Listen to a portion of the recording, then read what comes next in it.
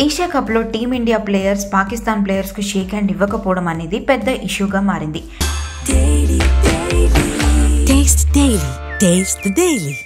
ఇప్పుడు అదే సీన్ మరోసారి రిపీట్ అయింది.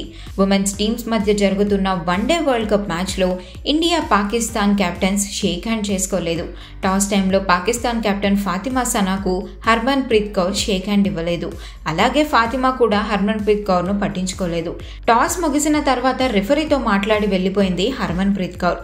అయితే ఈ మ్యాచ్లో ఇంకో సంఘటన చోటు చేసుకుంది.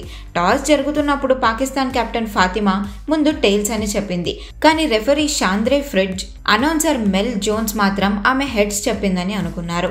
హెడ్స్ పడగానే ఫాతిమా టాస్ గెలిచిందని రెఫరీ అనౌన్స్ చేశాడు. ఇండియా కెప్టెన్ హర్మన్ ప్రీత్ కౌర్ కూడా ఏం చెప్పకుండా పక్కకు వెళ్లిపోయింది.